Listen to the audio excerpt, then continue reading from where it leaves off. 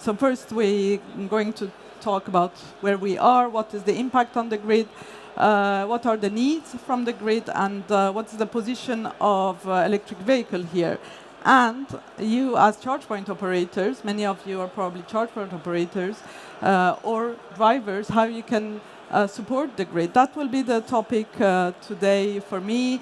I've been introduced, but just one word about myself. I've been in the industry for almost 10 years, a bit less than 10 years now. I'm happy to see some known faces and really excited to see the whole ecosystem here in Berlin. Hope that that will continue in the next years.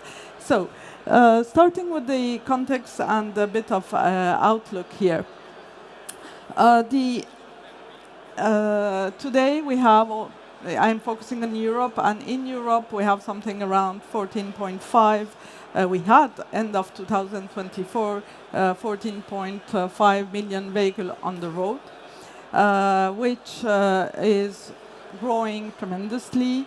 In the first 7 months of 2025, we had more than 1.1 million battery electric vehicles that were registered.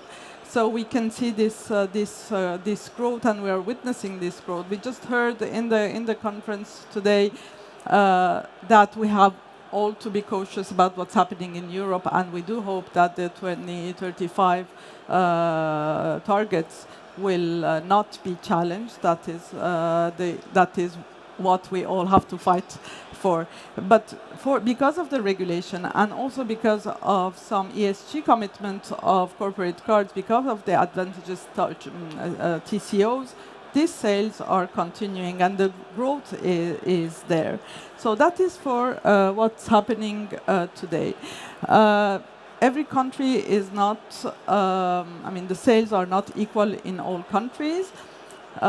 Beginning of the year, so the first 7 months, Germany had a big growth. Germany is the largest market in terms of number in general of all cars and also for electric vehicle. Germany and UK are driving this with more than 5% of their share. But of course, the Nordic countries are way ahead of the rest of Europe. Norway with 28% of the share today in the fleet, and almost 90%, more than 90% in the yearly registration. So you have Norway, you have Sweden, you have Denmark, etc. In the southern countries, let's talk about Italy or Spain. The growth has been really strong beginning of the year. However, the total fleet is still representing less than 2%. France was and is still a big market, but we have seen a decline beginning of the year. August and July were much better, and because of the social leasing that is coming in September, and because of the sales in the corporate side, we do hope that France will also recover in 2025. So this is about cars. What about infrastructure? More than 1 million charge points are installed. Again, not evenly distributed in Europe. Since the beginning, I think, for 10 years now, Netherlands has the most, charge points installed, with almost 200,000 charge points in the country by Q2 25. Germany, France, then are the 3 first runners. Most of them are AC, but you have also the more and more DC charge points. And in countries, I would not say emerging countries, but in countries where the electric mobility is just starting, we can see that mostly people are installing DC charge points, but AC is still needed. So that is in terms of number of charge points. More you have charge point, the better you feel as driver. Me as a driver, I like to see charge point everywhere. If they are not used, that's not my problem. It's better for me because I have my place here ready. So, but as charge point operator, that's another point. If there is enough, a country should be, the network should be ready. enough charge point everywhere. However, we have to also to be cautious and have, again, enough charge points so that charge point operators have also a good utilization rate. Let's look at the power for energy, guys. Today, Germany, an estimation of the power installed is 9 gigawatts. It is a lot. And if you take it and you bring it per BEV, it is around 6 kilowatts of power installed per BEV. AFRY is mentioning that if you have 1.3 kilowatts per BEV, it should be enough. So we cannot say that there is not enough charge point installed. 9 gigawatts in Germany, 6 in France, and only, I would say, 3 in the Netherlands. But the 3 in the Netherlands, or the 2 kilowatts per BEV in the Netherlands, is enough for the country, for the use of the usage. This is a dense country. People are using their car for small kilometers, everything. So just to say that there is a perception of not having enough charge point, but numbers shows that we have currently more charge point installed than, unfortunately, cars that are using it. This is for public charge point, of course, and private is again another story. So 9 gigawatts in Germany, 6 gigawatts in France, etc. And what does that represent in terms of energy? We estimate that in 2024, 30 terawatt hours, more than 30 terawatt hours were delivered to charge the cars, the electric vehicles, out of which 1/3 is in the public space. So around 10 terawatt hour. 30 terawatt hours is not that big. It's 1/10 of the consumption of Italy. So that is fully manageable, and still there are growth. I won't do the math here, but you will do it. And you see here, we just mentioned here, let's say for Germany, almost 6 gigawatt hour per year, 9, that is in total. So let's say 1/3 of it, 2 gigawatt hour for Germany used in public space, 9 gigawatt installed. So the average of utilization rate is quite low. We are around less than an hour per day. And this is a challenge today for the charge point operator. So that was the number I wanted just to recall and to mention here. And if we look forward, we estimate that in Europe we'll need around 330 terawatt hour to charge to charge electric vehicle, and this amount is the total approximately what Italy is consuming. I mean, this is the consumption, the yearly consumption of a country like Italy. France is 400 terawatt hours. So we start to speak about notable numbers here and the amount of energy used. This is a huge opportunity for energy suppliers, of course. And this is also an important point to consider for charge point operators, because you are buying electricity to sell it, and your profitability depends on how good you are buying the electricity. And so that brings me to the next topic, and the next topic is the energy world, or the electricity world. The European power grid is in transformation. You know this. We all know that for 3 main reasons. First of all, the decarbonization of the industries or of the usages. And when we say decarbonization, mainly we talk about electrification. Electrification of transport, electrification of heat. That is the first driver. The second driver is the decarbonization of the mix of the electricity. More and more renewable on our grid, and these renewables and also the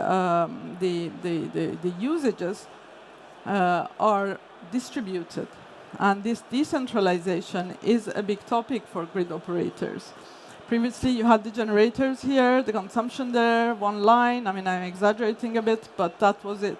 And now you have everywhere some generation, some additional, injection in the grid. And from time to time, there is something running, a battery on the wheel running and consuming. And that makes also the life of a grid operator a bit complicated. So this is the way the electric power grid is getting transformed and is moving. And there are some impacts, or there are some impacts or I would say consequences. One of it that is probably the one that you are most cautious about, or it's more interesting for you, is the volatility of the prices. Is the fact that we have more and more negative price. This is mainly due to excess of renewable in the system. So you have negative prices, but you have also high peaks. In general, the prices of electricity are supposed to get down in the coming years. But what we have seen for now is that the prices are not getting down in average, despite the negative prices that we witness in many countries more and more. So you have now, if you look at the electricity prices during the day in Europe, you have what we call this famous duck curve. The duck curve is low prices in midday because of solar mainly, and very high prices in the evening, because when it's, typically in August, it was very hot, and we had high spread in the market, almost 100 kilowatt per euro per megawatt during the day of spread. So this is what's happening, negative prices, very high prices. We had December last year, what German called the Dunkelflaute, sorry for my accent, which is days without any solar and any wind. And here the prices are going also up. So we have to get used to this new paradigm, new era of the electrical world. This is not a commodity as simple as it was before. So that's the price volatility. But the one impact is also the grid congestion. The grid congestion is, when you don't have enough capacity in your grid to transport the electricity. And the consequence for the charge point operators at the end of the day is that you're waiting to get your connection to the grid. It's not as straightforward as it was before. So grid connection, delay as well. And there is a fourth topic that is a bit more, anyway, we see it less, but we call it the grid inertia. What is the grid inertia is, the frequency of the system, of the electrical system is 50 hertz in Europe. And this is mainly stabilized by big rotors and big rotating machines. Once these big rotating machines are replaced by renewable, there is less inertia in the system. So previously, with the fluctuation of the frequency that we have always, because we don't have all the time the consumption that is equal to the production, this rotating machine helps the grid to get stabilized. We have less and less of that because we have more and more renewables. So that this is also an impact that grid operators have to take care about. So let's make it clear. We have hopefully a lot of cars coming in, electric vehicle coming in. We need power, we need grid, we need we need everything. But grid operators can handle it. Everyone can handle it. It just costs money. So when it costs money for grid operator, at the end of the day, we as the users are paying it through taxes, through grid connection, to whatever you mentioned. So the topic is now how we can avoid this additional cost and the need of flexibility that can, at the end of the day, help the grid operators not to install too many cables, etc. That is a study from ACER. ACER is the European Association of Energy Regulators. So they they forecast that we will need twice, as comparing to 2021, we will need twice more of flexibility, which is during the day, 362 terawatt-hour of flexibility during the day. And this is a lot. And how now we can see how the electric vehicle can help. That's an example, just illustration in France. These are numbers from, I mean, we have at AFRY our own numbers, but just to show the numbers from the French TSO RTE, they forecast the capacity of electric vehicle here that will be 1,000 more times higher than everything that will be installed as stationary storage. So there is a huge amount of flexibility with electric cars that are available. All cars don't need to be vehicle to grid ready. All cars don't need to be bidirectional. Part of it is enough. But because also having access to it is a bit more difficult, it's better than mostly all cars can participate in bringing the flexibility. Okay, that was the scene. Need of flexibility for the electric vehicle. Now, coming back to the business of charge point operators. They have now to, I mean, as a charge point operator, the bigger you are, the more you have to take care of your of the way you buy and you source your electricity, because this is the heart of your business. You're buying electricity and you're selling it through a service, but you're still selling the electricity. Some actors are already looking at it. Some others are just waiting. But at the end of the day, you will have sooner or later to manage complex contracts, to look at how you can do hedging, look at power purchase agreements, renewable energy, if you want to be also sustainable. So these are the new challenges and the market challenges that you have on top of all the rest of the challenges that you have to take care of for a good customer, I would say, experience. But the benefits are high, and the benefits are mostly profitability, and you have to be competitive. I've just heard from Object that there are more than 1,000 charge point operators in Germany. That's a lot. So these guys have to be competitive among each other.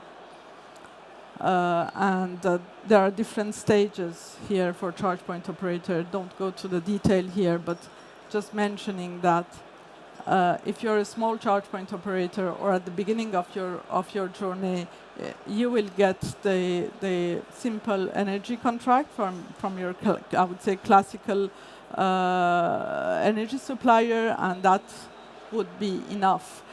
But when you grow, when you have a multi-country network and your consumption is much higher, your annual needs are much higher, then you will certainly need to have a dedicated team taking care of energy management, making sure that you purchase the electricity properly in an optimal way, making sure that you also use it in a proper way. And that needs an effort, a dedicated team. But there is not a single solution. There is not that depends on country, on your use cases, on many topics. The way you will source electricity, PPA is not maybe adapted for all of you, all of us. That depends also on countries. We have seen, and Bloomberg just mentioned the differences of prices. We have also done a study that is available in Motus E website that compares the tariffs in different countries, and we can see that the grid tariffs are also influencing a lot the final price. So everything is not in your hand, many is in the regulation hand, but at least the part that is pure energy, you can make the best, you can buy it in the best, I would say, way.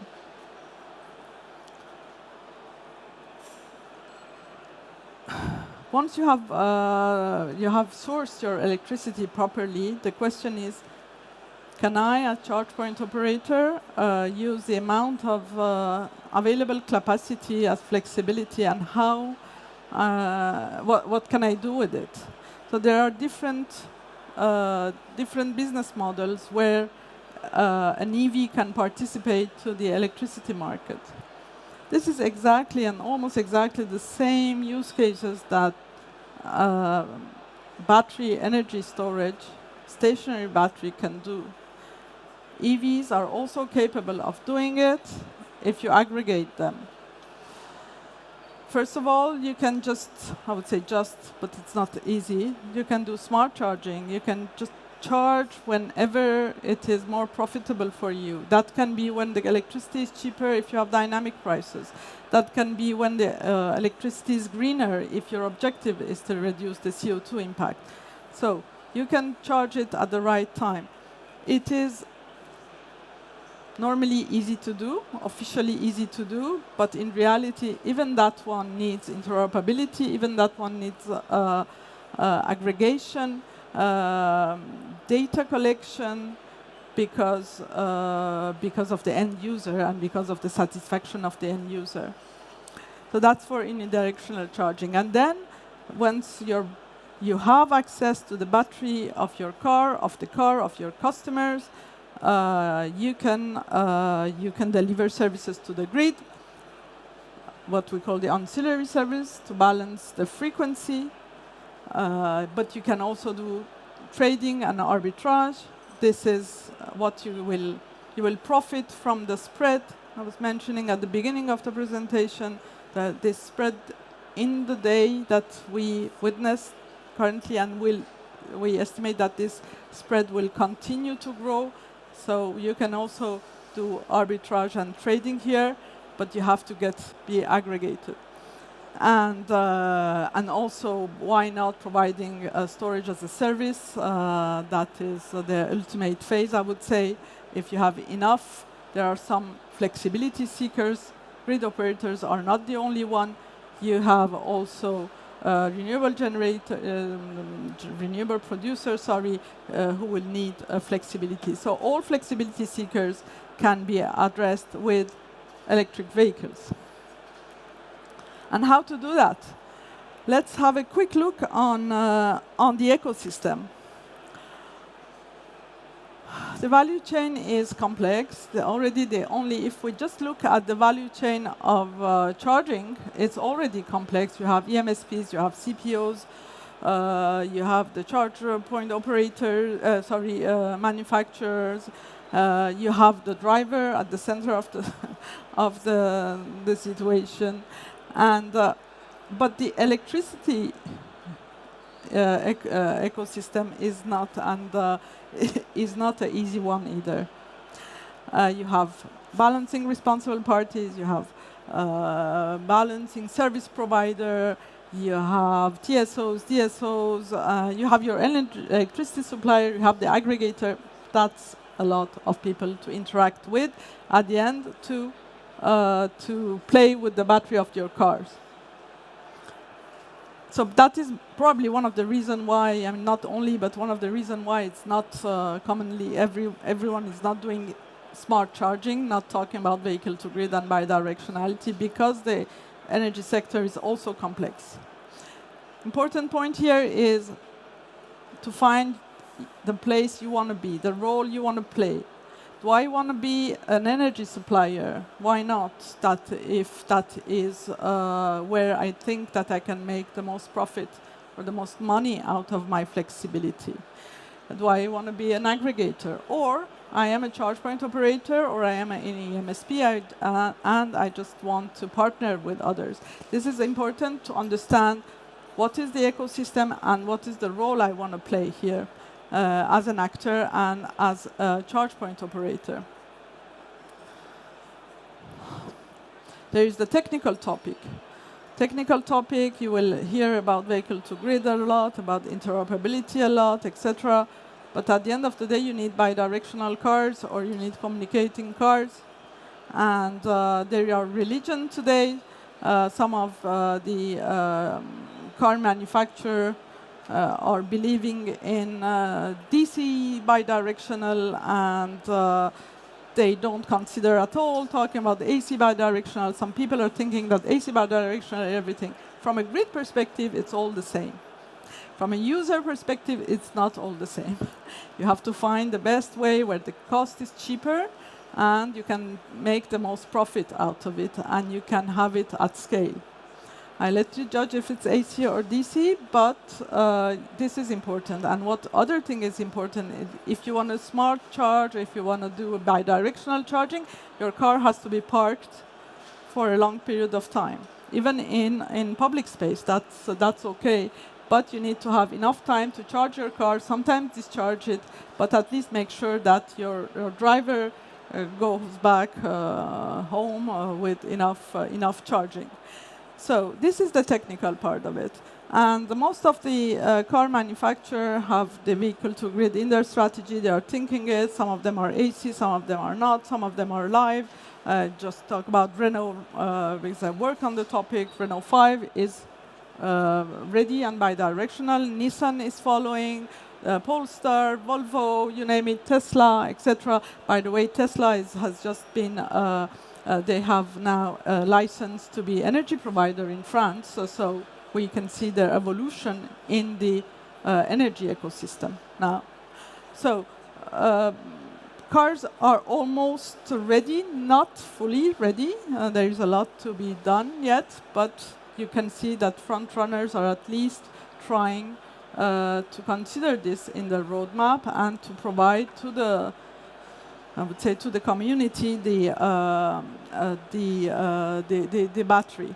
So to summarize, if you, as a CPO, if you want to have a strategy of vehicle-to-grid, consider 3 simple things. First of all, is the EV user engagement. Without the user engagement, you don't have anything, and probably this is the most difficult part. This is also the most difficult part when you want to just sell electric cars. So consider that, and this is the center of the topic. Then you have technical topics.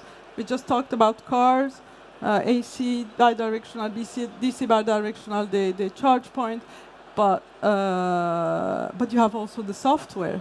Don't forget the software. That is super important to be able to control the electric vehicle charging, to steer the charging. And when you choose your charge point management system, consider the actors that are able to understand and to manage the electricity and the energy as well. And again, software is probably, and the backend charge point management system is a second point. And third point we just mentioned before is find your best position. Do what is good for your activity in the whole value chain and make good partnership. And that should be your role in the vehicle-to-grid topic. So to conclude, first of all, as a charge point operator, the electricity is starting to be and I hope that it will be, and it will be really the heart of your business, and take care of the sourcing, analyze the sourcing, and